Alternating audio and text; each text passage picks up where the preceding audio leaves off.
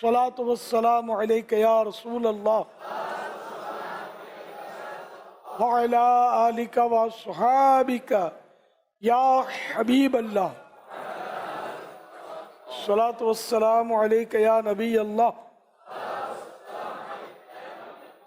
وعلى آلك وصحابك يا نور الله. مکتبۃ المدینہ کا رسالہ ضیاء درود و سلام پیج نمبر 2، فرمان آخری نبی صلی اللہ علیہ وسلم نمبر 8۔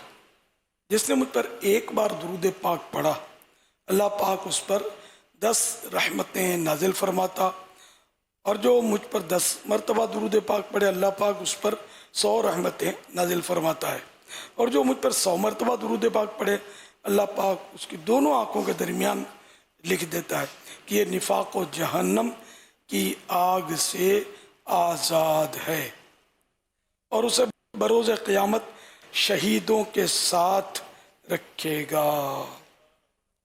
صلو علی الحبیب صلی اللہ علی محمد۔ قرآن کریم میں مومن مردوں اور عورتوں کی یہ صفت بیان کی گئی ہے کہ وہ خیر کو پھیلنے کا ذریعہ بنتے ہیں، اور منافق کی صفت شر کے پھیلنے کا ذریعہ بنتے ہیں۔ چاہتا تو ہر ایک ہے کہ میں اچھا ہوں، اچھا بنوں، اچھائیاں پھیلاؤں، خیر منے اچھائی بھلائی، لیکن یہ کہ چاروں طرف سے وہ شیطان نے ایسا غلبہ پا لیا ہے، نفس نے اس قدر جکڑ لیا ہے کہ اچھائی کی طرف ہم جا نہیں پا رہے۔ ماحول تو ہے نہیں، نہ اچھی صحبت ہے، سوچ کبھی کبھی اچھی بنتی ہے لیکن شیطان اس کو بھی آگے پیچھے کر دیتا ہے۔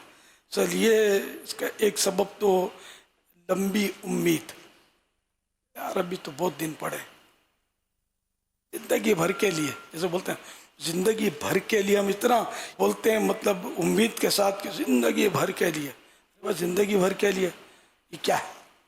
ہو سکتا ہے اب بھی سانس رک جائے، زندگی بھر اپنا پورا ہو جائے، ختم ہو جائے، پتہ تو نہیں ہے زندگی بھر کس کے لیے۔ ہاں سال بھر کے لیے تو یہ ایک یعنی کہ فکس ہے کہ سال بھر کے لیے ایک پیریڈ ہے، زندگی بھر کے لیے کوئی ایسا پیریڈ نہیں ہے جس کا ہمیں کوئی فگر یا کچھ معلوم ہو، ہے نا۔ تو خیر، تو زندگی پڑی ہے، زندگی پڑی ہے، اس پر ہم لوگ وہ کرتے ہیں۔ حضرت سیدنا عیسیٰ روح اللہ علی نبینا علیہ الصلوۃ والسلام نے ایک بوڑھے شخص کو دیکھا کہ وہ ہل چلا رہے تھے، تو حضرت عیسیٰ علیہ السلام نے دعا کی یا اللہ اس سے امید ختم کر دے۔ تو یہ اس نے اپنا جو بھی تھا پھاوڑا یا ہل جس سے وہ محنت کر رہا تھا اس نے ایک طرف رکھا اور یوں لیٹ گیا سستانے کے لیے۔ پھر حضرت عیسیٰ علیہ السلام نے دعا فرمائی کہ یا اللہ اس کی امید لوٹا دے، تو وہ پھر وہ انگڑائی لے کر بیٹھا اور اس نے اٹھایا پھاوڑا اور کام شروع کیا۔ تو آپ نے اس سے پوچھا کہ آپ کام کرتے کرتے اچانک لیٹ کیوں گئے، پھر آپ کو کیا سوچی کہ پھر آپ شروع ہو گئے؟ تو اس نے کہا کہ کام کرتے کرتے پھر مجھے یوں ہوا کہ اب میں بوڑھا ہو گیا ہوں، کیا کتنا جیوں گا میں، کیا کروں، مطلب کس کے لیے محنت کروں، چھوڑو یار، میں ہی ہوں، تھوڑا لمبا ہو گیا۔ پھر میرے ذہن میں خیال آنے لگا امید تو ہے نا، امید پر دنیا قائم ہے ٹائم ہے اپنے پاس، میں نے یوں اٹھایا اور میں لگ گیا۔ تو یوں مطلب امید جو ہے نا اس نے ہم کو ایکٹیو کر رکھا ہے۔ اب اگر امید نیکیوں میں ایکٹیو کر رکھے نا پھر بھی آدمی بولے، گناہوں میں ایکٹیو کر رکھا ہے۔ بوڑھے ہو جاتے ہیں لوگ، بعض اوقات نمازوں کی طرف نہیں آتے، شریعت پر عمل کی طرف نہیں آتے، گناہوں سے باز نہیں آتے، نیکیوں کی طرف نہیں آتے، گناہ ان کے جو جوانی میں تھے وہ بھی جاری رہتے ہیں، ایک تعداد ایسی۔ بلکہ بعض اوقات بعض صورتوں میں گناہ بڑھ جاتا ہے، جیسے جوان دل آزاری کم کرے گا، بوڑھا بعض اوقات دل آزاری زیادہ کرتا ہے۔ وہ کیسے؟ جوان لوگوں کو کم جھاڑتا ہے، بوڑھا زیادہ جھاڑتا ہے، بات پہ اس کو غصہ آنا ہے اور لوگوں کو جھاڑنا ہے، دل آزاری تو ہے نا۔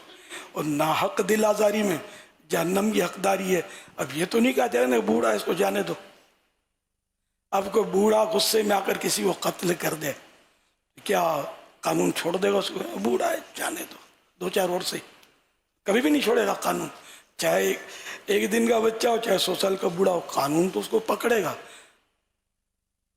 جہاں جہاں مطلب ہے کہ جو گناہ ہے تو وہ گناہ ہے، نیکی ہے تو نیکی ہے. بوڑھے کو نیکی میں بھی تو رعایت نہیں ہے نا کہ بھائی نیکی اس نے نماز پڑھی اس کو آدھا ثواب دو، اور جوان پڑھی اس کو پورا ثواب دو، ایسا تو نہیں ہے. بہرحال یہ کہ ہم لوگوں کو مطلب اللہ کرے کہ ہم بھلائی پھیلنے کا ذریعہ بنے.